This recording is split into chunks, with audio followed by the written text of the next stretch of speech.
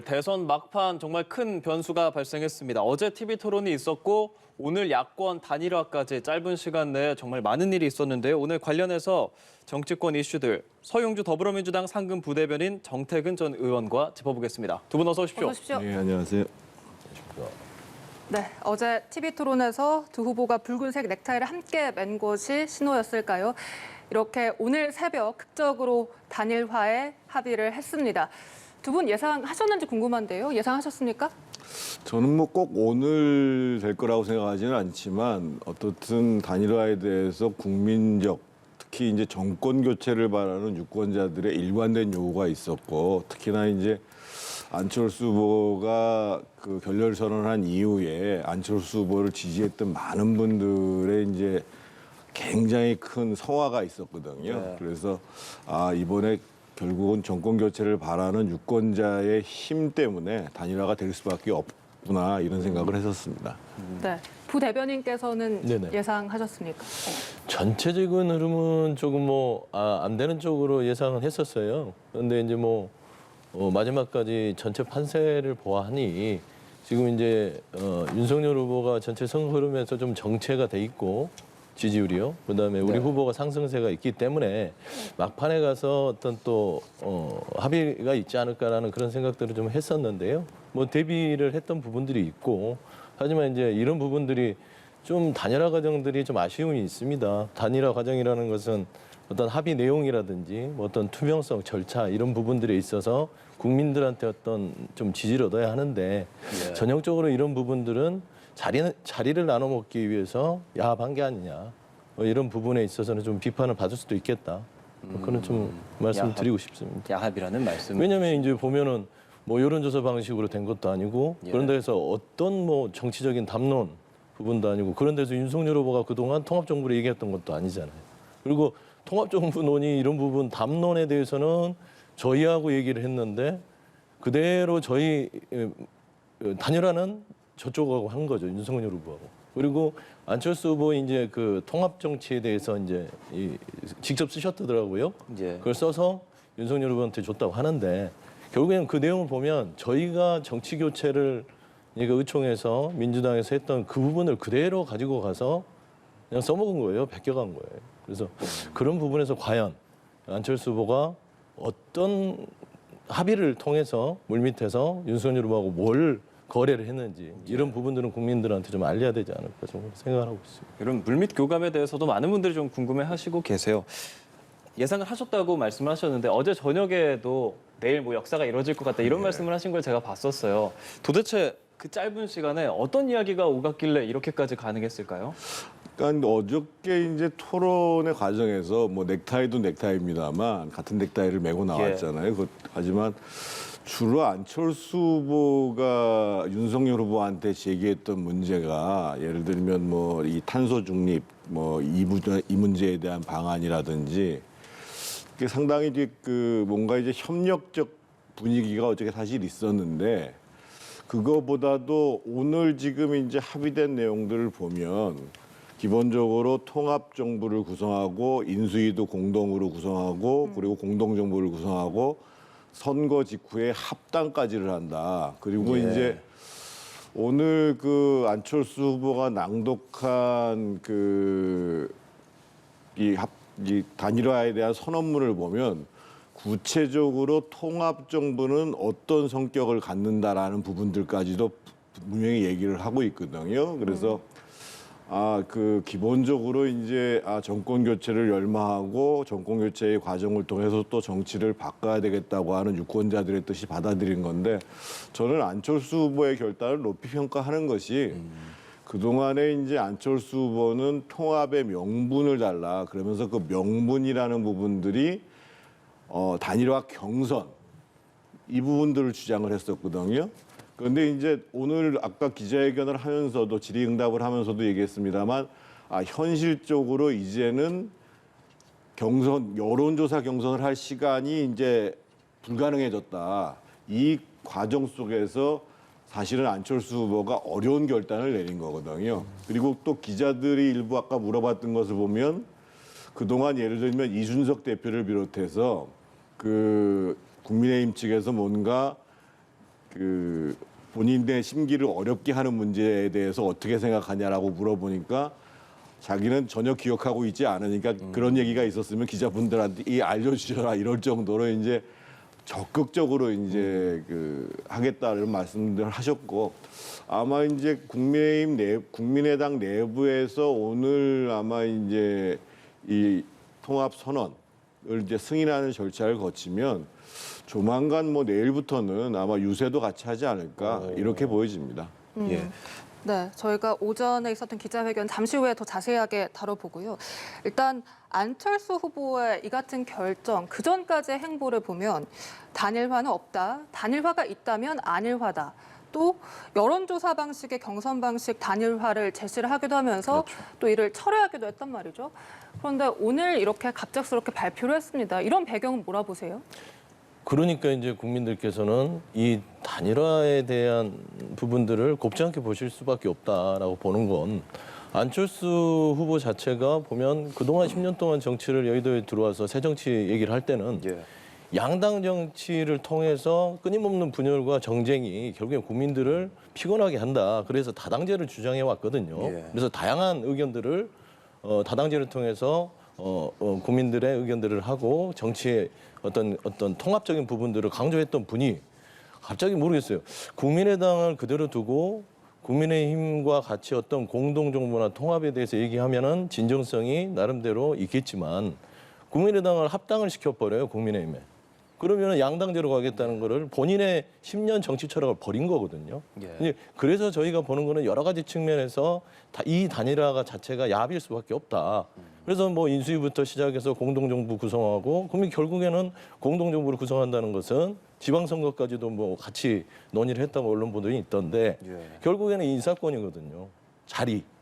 그래서 이런 부분이 어떤 부분에서 윤석열 후보와 안철수 후보가 단일화를 했는지 부분 따져보면 5일밖에 안 남았기 때문에 그 효과는 크게 뭐 없을 거라고 이제 예측은 하고 있지만 그럼에도 불구하고 안철수 후보가 가지고 있었던 본인의 정치 철학까지 버리면서까지 이거를 해야 되는 이유가 뭔지 그래서 저는 국민의당을 지지했던 지지층이 아주 급속도로 빠지기도 할 것이고 중도 부동층에서도 안철수 후보가 국민의힘에 단일화를 하더라도 곱지 않은 시선으로 평가할 공산이 크다 저는 그렇게 보고 있습니다. 근데 저 말씀에 예. 제가 한 말씀은 좀 드려야 되겠는데요. 그러니까 오늘도 질의응답을 하면서도 안철수 후보가 본인이 다당제에 대한 신념 그리고 다당제를 통해서 우리 정치가 협치와 새로운 정치로 가야 된다는 얘기는 분명히 했는데 그와 동시에 중요했던 부분들은 바로 이제 정권 교체를 통한 정치 교체라는 측면이거든요. 그러니까 모든 여론조사에서 나타나고 있습니다만 그동안 후보 간의 지지율이 출렁임에도 불구하고 아주 일관된 지표로 나타났던 건 뭐냐면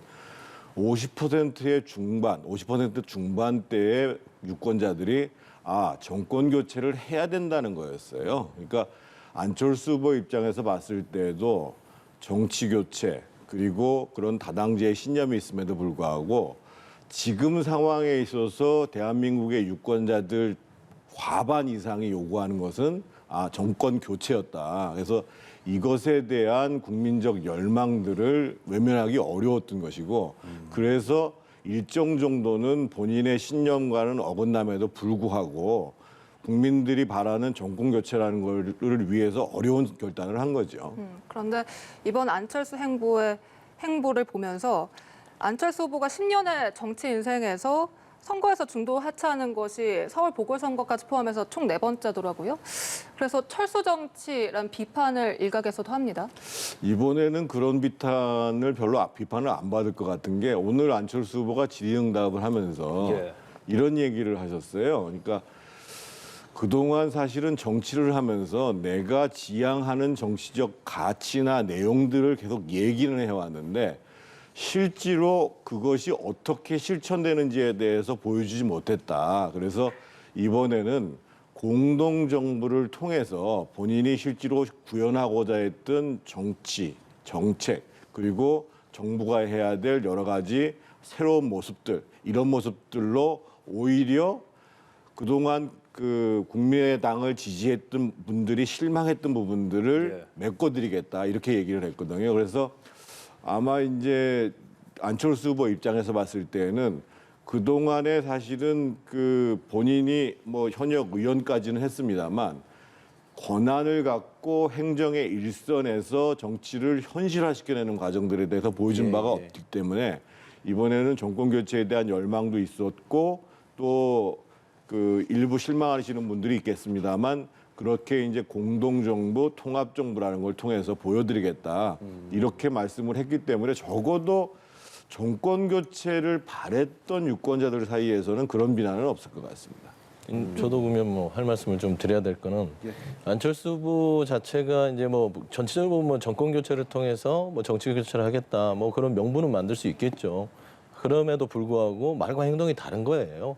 말하자면 이 합당을 하는데 다당제를 포기하지 않겠다. 어떻게 그게 말과 행동이 다르지 않습니까? 말은 다당제를 버리지 않겠다. 그런데 국민의당을 국민의힘에 바친 거잖아요. 따지고 보면. 그게 과연 국민의 당원들의 동의가 있었는지. 정당 정치라는 것은 아무리 이제 말하자면 당원들이 대표를 뽑아서 대리인격으로 이제 당을 운영하게끔 하고 이 정당의 가치를 실현을 통해서 정치 발전을 하는 게 기본입니다. 그런데 국민의당 자체의 당원들의 어떤 의견이 있었는지는 모르겠어요. 안철수 후보가 이 단일화 과정에서 그런 걸 깡그리 무시하고 본인의 가치가 다당제인데도 국민의힘과 합당을 한다. 과연 통상 합당을 할 때는 전당원 투표 정도는 해야 되지 않을까? 아니면 지도부하고 어떤 얘기가 있어야 되지 않을까? 그런 것도 없이 그냥 급하니까 통합정부를 통해서 말하자면 이 잡아보고 싶은 거예요. 권한을 가져보고 싶다는 것은 결국에는 자리를 본인이 어떻게든지 가져와서 이렇게 국민의당 아니 뭐 말하자면 안철수 후보 측근들을 나중에 어떤 정권 교체가 되면 포진을 하고 본인도 한자를 하겠다 그런 게 아니고서는 저는 이 정치 철학을 실현하는 부분에서는 좀 부족하다 그렇게 말씀드리고 싶습니다. 이 합당을 얘기해 주셨는데 실제 오늘 기자회견에서 선거 후 즉시 합당을 추진하겠다 이런 입장을 밝혔습니다. 그러니까 자연히 이준석 대표가 떠오르더라고요. 이준석 대표도 환영의 뜻을 SNS에 밝히긴 했습니다만 오늘 기자회견에서 안철수 후보가 이준석 대표에 대한 질문을 받자 그 사람이란 표현을 쓰기도 하고 두 사람의 앙금은 여전히 남아 있는 것 같아요. 제가 일관되게 말씀을 드립니다만 뭐 안철수 후보에 대한 이준석 대표의 여러 가지 이제 좀 이해하기 어려운 문제 제기가 있었지요. 그럼에도 불구하고 이준석 대표가 사실은 최근 특히 이제 단일화 협상 막바지에 와서는 많이 이제 입장들을 변화시켰었거든요. 그렇게 본다고 한다면 결국은 지금 시기에 있어서 가장 중요한 것 그것은 정권 교체다. 그러니까 저희가 공정과 정의를 얘기합니다만 공정과 정의라는 시대 정신을 구현할 수 있는 가장 첫 번째 과정은 바로 정권 교체다라는 것이기 때문에 그 문제와 관련해서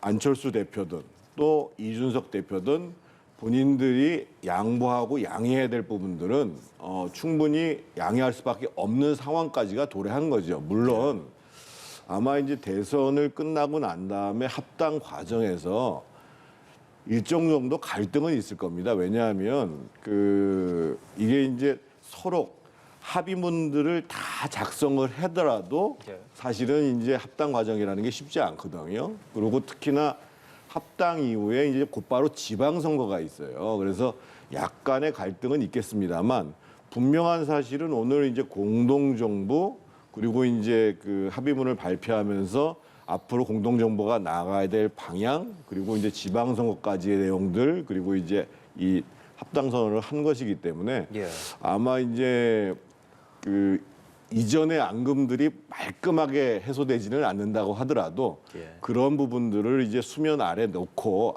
이제는 우선 정권 교체를 하고 이후에 이제 합당을 좀 잘 마무리 짓는 이런 방향으로 갈 수밖에 없는 상황이라고 보여집니다. 통합 정부 구성까지 이제 협의를 하게 될 텐데 그렇다면 이 안철수 후보가 국민의힘을 좀 뭐랄까 실용적이고 중도적으로 만들겠다 이런 이야기도 아까 했거든요. 국민의힘 안에서 이 안철수 후보의 영향력 그 정도로 좀 발휘가 될 수 있을까요? 저는 좀 어렵다고 봐요. 그러니까 지금 안철수 후보 자체 그래서 저희가 이제 자리 나눠 먹기식 야합이라는 거예요. 이게 끝나고 나서 인수위에서 어느 정도 자리를 뭐 보장을 받았는지 모르겠지만 그런 부분들, 그 다음에 지방 선거에서 공천권을 어느 정도 행사를 할지 그런 부분들이 어떤 얘기가 있었는지 국민들한테 알려야 됩니다. 이런 부분들은요. 그다음에 두 번째 이준석 대표는 어쩔 수 없죠. 이렇게 후보 간에 합의를 했는데 그러면 반대하겠습니까? 선거가 이제 5일밖에 안 남았는데. 근데 저는 참 그 안철수 후보를 보면서 인간적으로 좀 안타까운 부분들이 국민의당 그 선거운동원이 정말 안타까운 좀 일을 당하셨잖아요.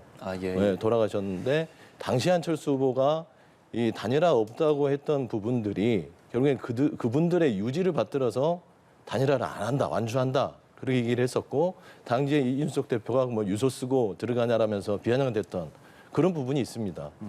그 죽음까지를 하면서 단일화가 아닌 완주를 얘기했던 분께서 과연 이런 입장들을 계속 고수한다는 자체도 조금 의아스럽고 인간적으로요. 근데 이준석 대표를 좀 페이스북 글을 보니까 국민의당 새로 오시는 식구들을 환영해달라 뭐 이런 글을 썼더라고요. 네. 근데 솔직히 말씀드리면 이준석 대표 안철수 지금 이제 후보죠.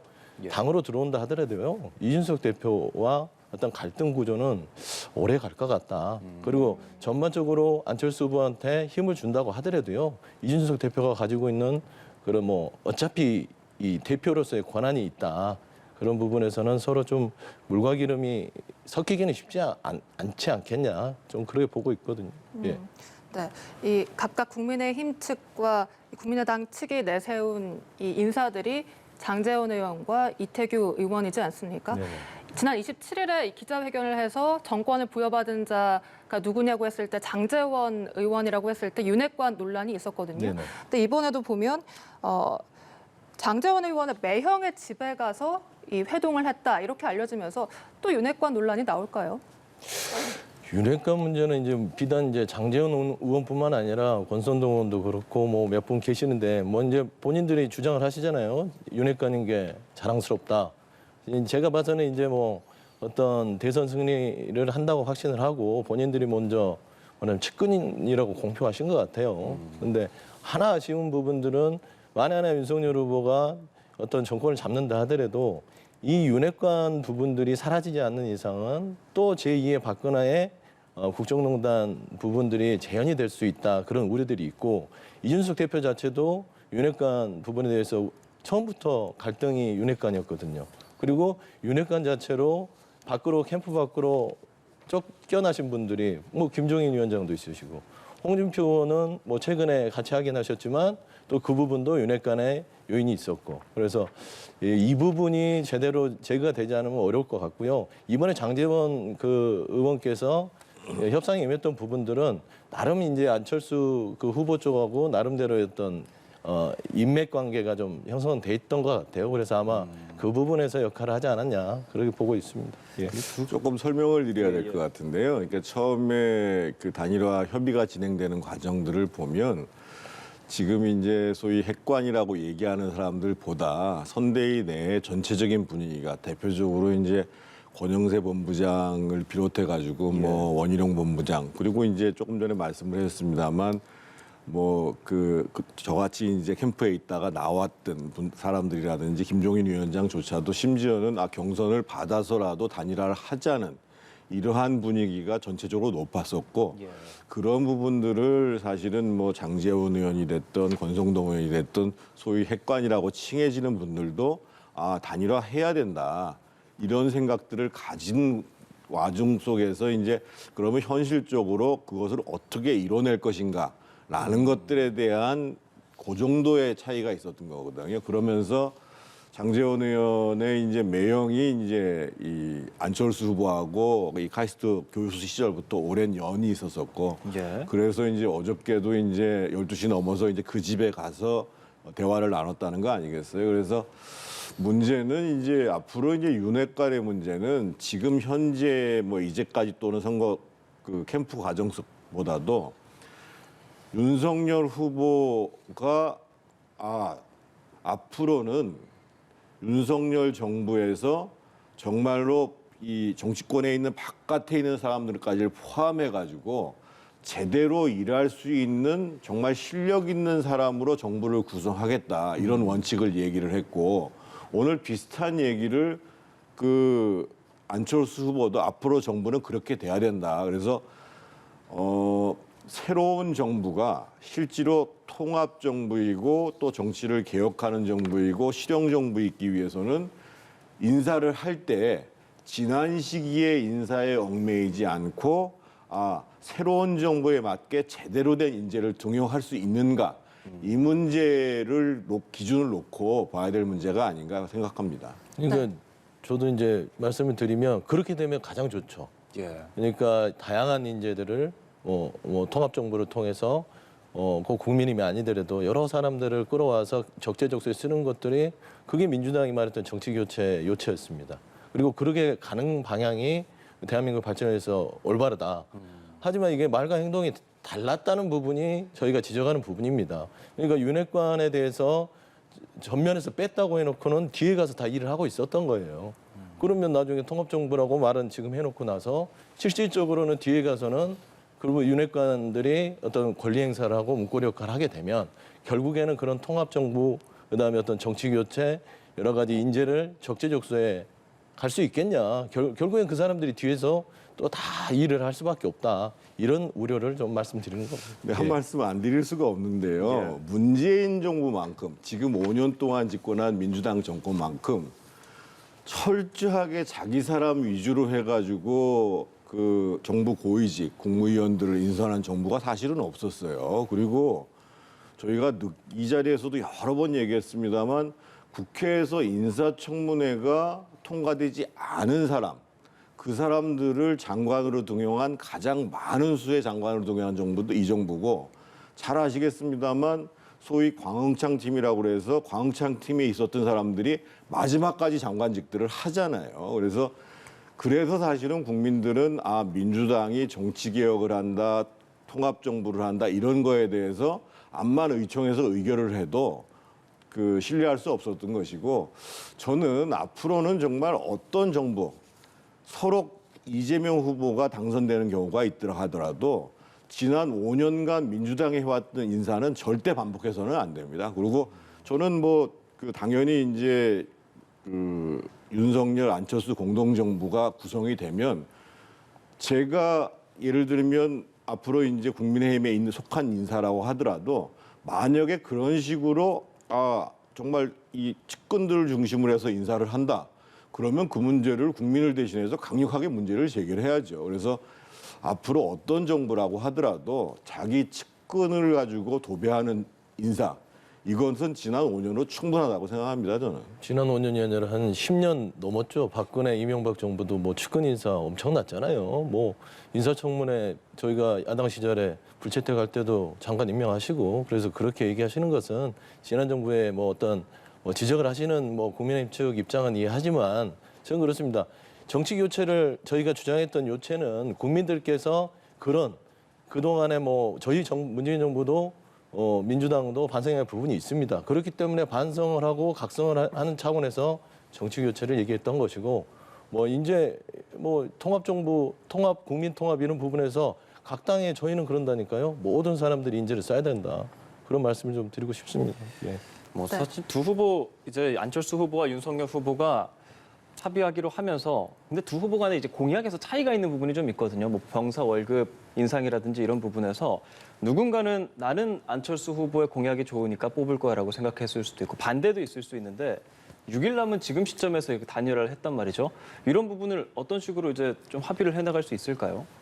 가장 큰 거는 실제로 이제 윤석열 후보가 이런 얘기를 한 적이 있어요. 이번에 이제 윤석열 후보가 만드는 정부에 대해서 소위 이제 디지털 플랫폼 정부를 만들겠다. 그리고 그것을 실제로 총괄하는 사람이 안철수 후보가 됐으면 좋겠다. 이렇게 얘기를 했고 안철수 후보 이제 거리의 프랜카드를 보면 알겠습니다만 가장 큰 구호가 과학 경제 강국입니다. 그래서 어저께 토론에서도 그런 비슷한 얘기가 나왔는데 제가 봤을 때는 윤석열 후보 입장에서 보면 그리고 국민의힘의 입장에서 보면 안철수 후보가 강점을 갖고 있는 소위 이제 이 과학 경제에 기반한 정부의 혁신 그리고 경제의 성장 이런 측면들을 적극적으로 수용하는 부분들이고 아마 이제 미세적으로 차이가 있는 부분들이 있어요. 그 부분들은 저희가 이제 잘 예를 들면 유럽 같은 경우가 예를 들면 연립정부가 구성이 되면 연립정부를 구성하기에 합의한 이후에 이제 쭉 그 공약들, 정책들을 그 합의해 나가는 과정들을 거치거든요. 그래서 아마 이번에 그 선거 결과가 어쩔지 알 수는 없습니다만 선거에 승리하고 한다고 나면 그 다음에 인수위에서 해야 될 중요한 부분들이 지금 앵커께서 말씀하신 것처럼 서로의 정책 중에서 차이가 있는 부분들을 조정해 나가는 것. 그리고 서로의 정책 중에서 정말 우선순위를 두어가지고 이뤄나가야 될 부분들 이런 부분들을 조정하는 것도 인수위에서 굉장히 중요한 내용들이 되겠죠. 유권자 입장에서는 이제 선거가 치러지기 전에 공약을 보고 이제 투표를 해야 하는 상황이니까 그런 부분에 있어서 조금 혼란스러울 수도 있을 것 같고 민주당 입장에서는 이게 반작용으로 되려 이재명 후보에게 올 수도 있지 않을까 이런 기대도 좀 하십니까? 저희가 이제 뭐 마지막까지 예측을 했던 거는 아까도 말씀드린 추세선 자체가 윤석열 후보는 정체였고 저희가 이제 우리 후보는 이제 상승에 있었기 때문에 아마 단일화를 끝까지 윤석열 후보 측에서는 포기할 수 없을 것이다라고 예측을 했어요. 그렇기 때문에 여러 가지 분석이 있었지만 안철수 후보 단일화 자체가 지금 그렇습니다. 이 한 3월 1일까지 보면은 양 진영 자체가 다 결집이 돼 있어요, 지금. 나머지 지금 한 일주일 동안은 결국에는 부동층.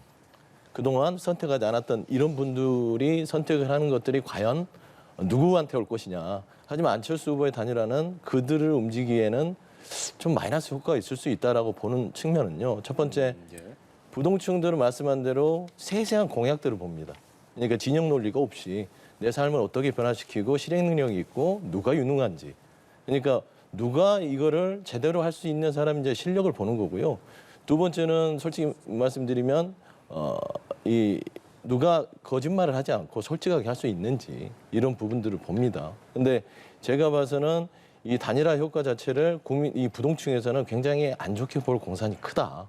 왜냐하면 그동안의 과정 자체가 투명하지도 않고 뭔가 명확하게 비전을 추구하는 게 없어요. 그다음에 통합정부론도 민주당이 정치교체를 국민 통합에 대한 의총에서 추인한 그거를 그대로 베껴서 했단 말입니다.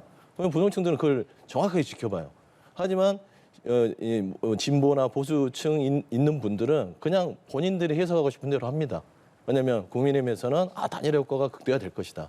우리 측에서는 별로 안 좋을 것이다. 이렇게 얘기를 하지만 이 결정적인 선택을 하실 부동층들은 정확하게 이 공약이 뭐고 비전이 뭐고 어떤 저희인지를 정확하게 판단하실 것이다. 그렇기 때문에 큰 효과도 없고 의외로 저희가 플러스 요인도 있을 수 있다. 좀 그렇게 보고 있습니다. 예. 네.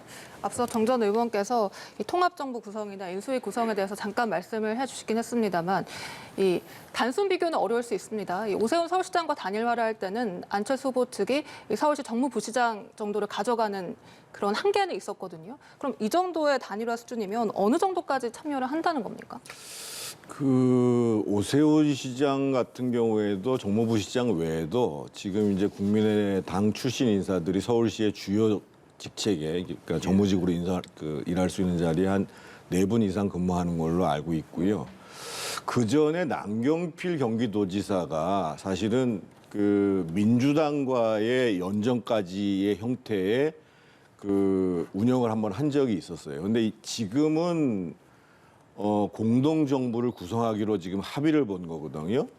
공동정부 구성 문제에 대해서 가장 모범적인 사례는 그 김대중, 김정필 두 분께서 지난번 1997년도에 합의를 해냈던 겁니다. 네. 그래서 다만 마지막에 이제 내각제 개헌 문제를 가지고 결렬이 되기는 했습니다만 제가 봤을 때는 아마 가장 준용할 수 있는 모델은 소위 DJP 연합정부의 형태로 논의가 되지 않겠는가 이런 생각이 들고 동시에 이제 아까 말씀드렸던 것처럼 그러면 서로의 정책 중에서 우선순위를 어떻게 할 것인가를 조정해가는 문제가 인수위에서 진행될 것이다 이렇게 말씀드리겠고요.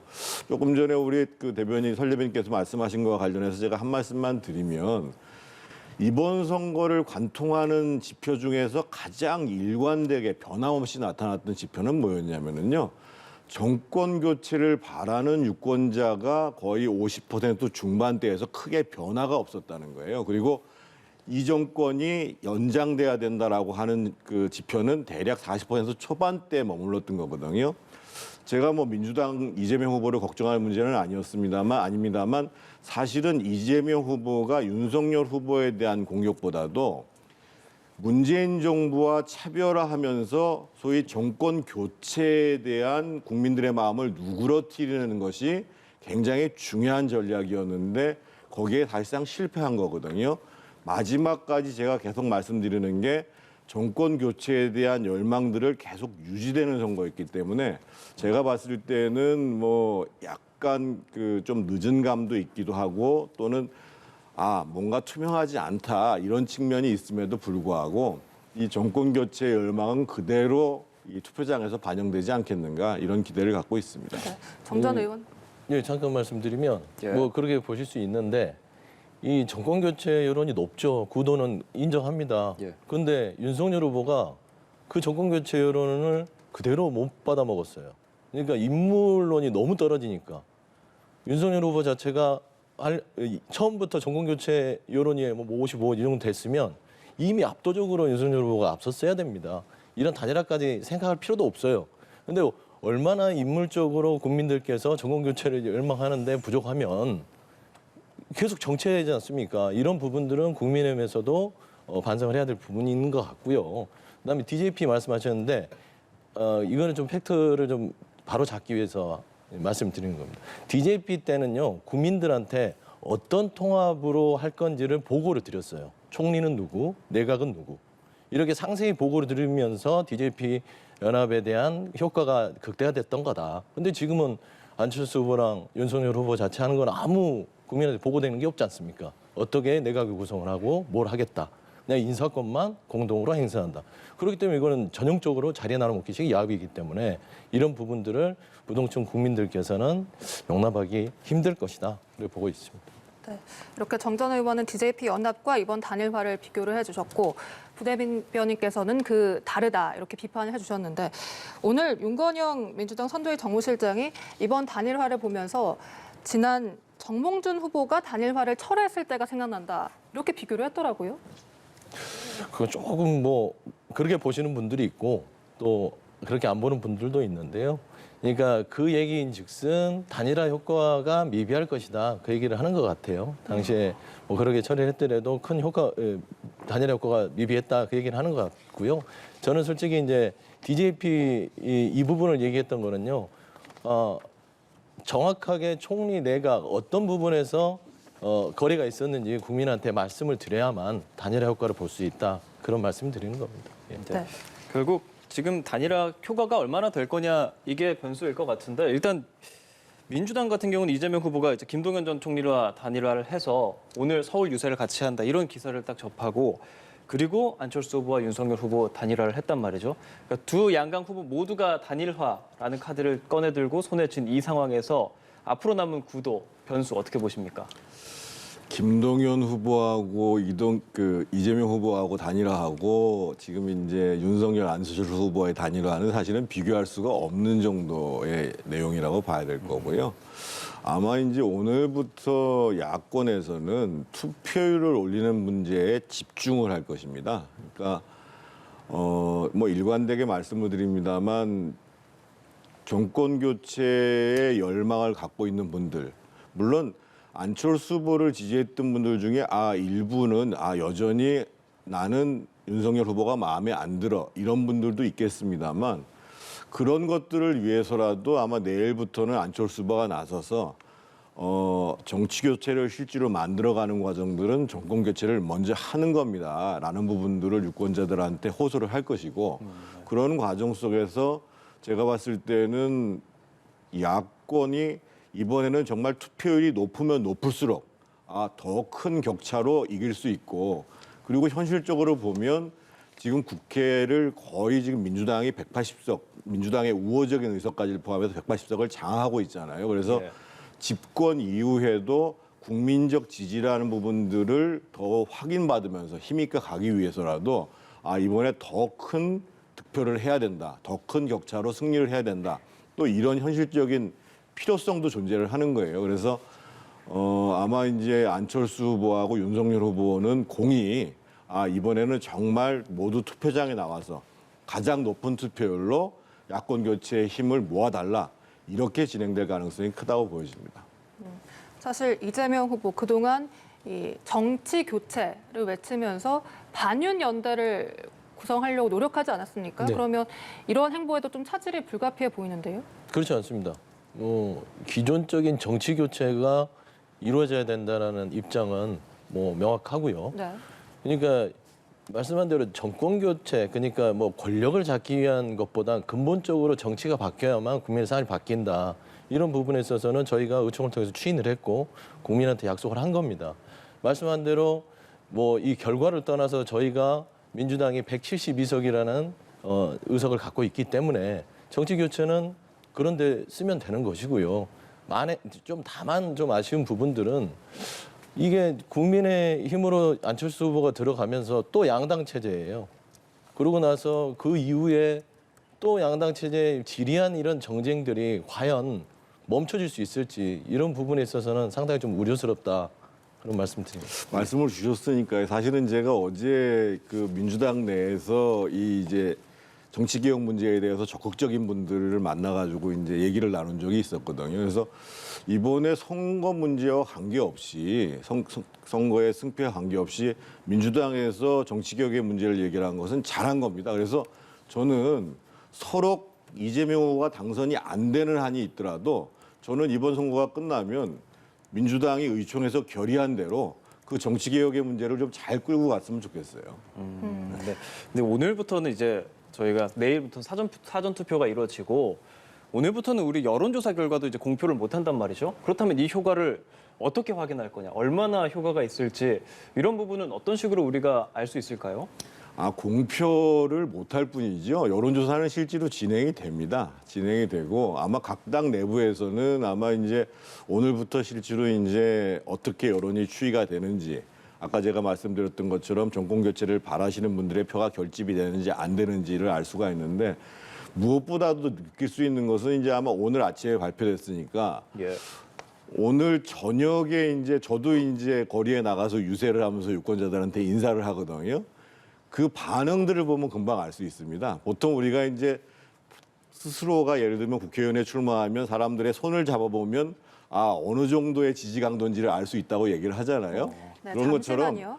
지금 더불어민주당 이재명 대선 후보가 이 정순택 베드로 천주교 서울 대교구장을 네, 예방하고 준비를 해왔습니다. 취재진과 질의응답을 예상 주고받습니다. 관련 발언 들어보겠습니다.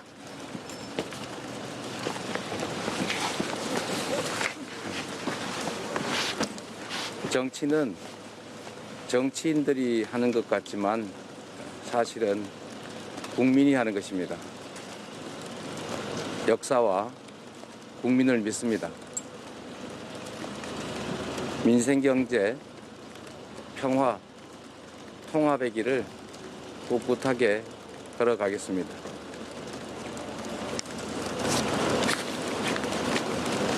네, 감사합니다.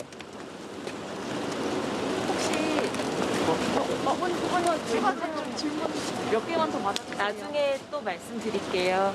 네, 감사합니다. 혹시 안철수 후보님이랑은 다음. 어떤 접촉을 하고 오셨는지. 다음 일정 가보겠습니다. 감사합니다. 또 말씀드릴게요. 예. 오늘 이 관련해서 이재명 후보가 뭔가 이야기를 할 것 같았는데 별다른 이야기 없이 지금 취재진 앞을 빠져나가는 모습을 봤습니다. 네. 왜 짧게만 말을 했는데요. 정치는 국민이 하는 것이다. 역사와 국민을 믿는다. 정말 짧은 문장만 있었습니다. 예. 이 발언 어떻게 해석을 해야 될까요?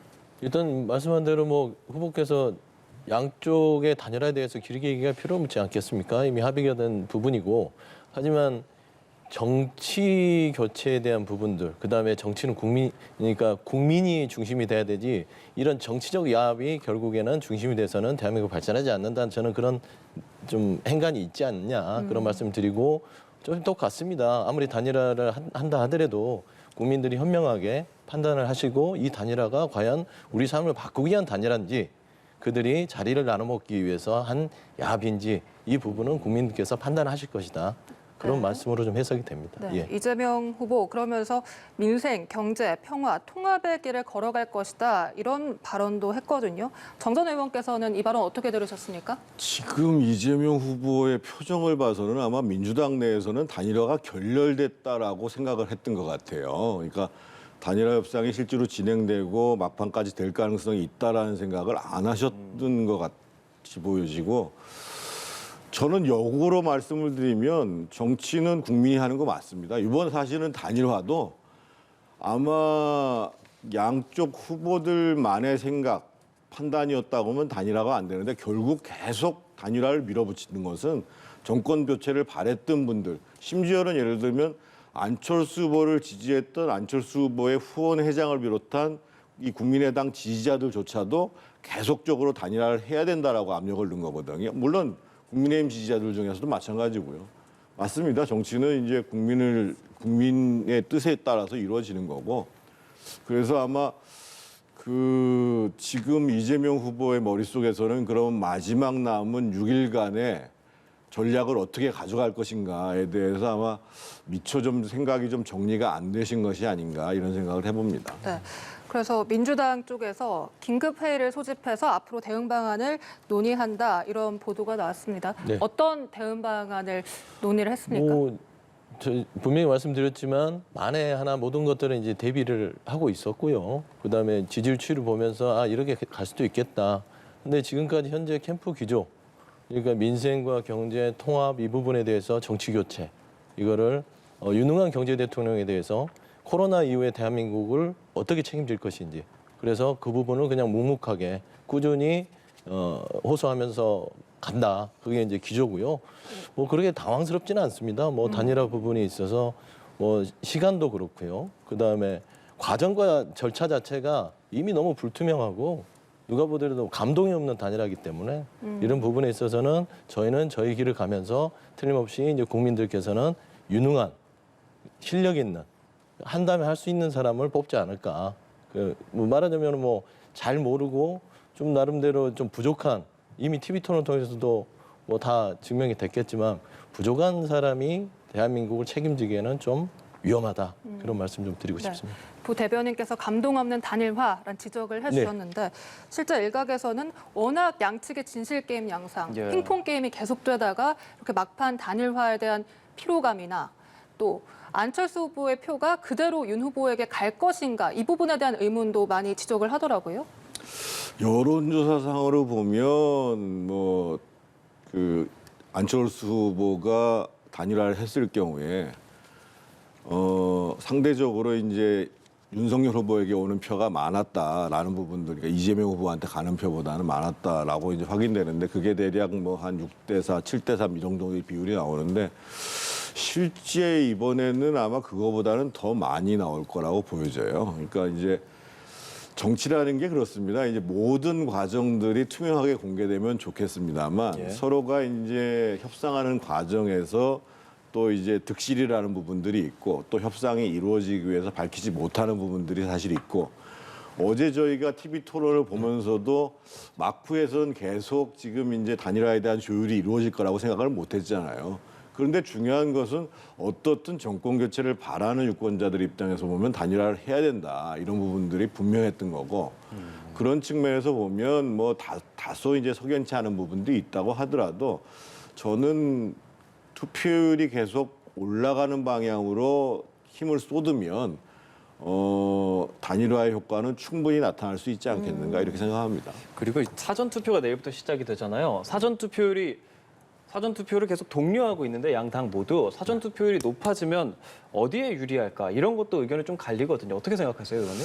그거는 조금 사실은 예측하는 게 의미가 없을 거라고 보여져요. 그러니까 저는 이제 이번 단일화의 큰 의미는 뭐냐면 야권 후보들한테는 보다 더 적극적인 투표를 해야 되겠다라는 동기부여가 더 된 거고 아마 지금 이재명 후보를 지지하는 또는 그 민주당 후보, 예를 민주당 지지자들 또는 문 대통령을 지지하시는 분들 중에서도 아, 이재명 후보를 지지하기 어려워 이런 분들이 있잖아요.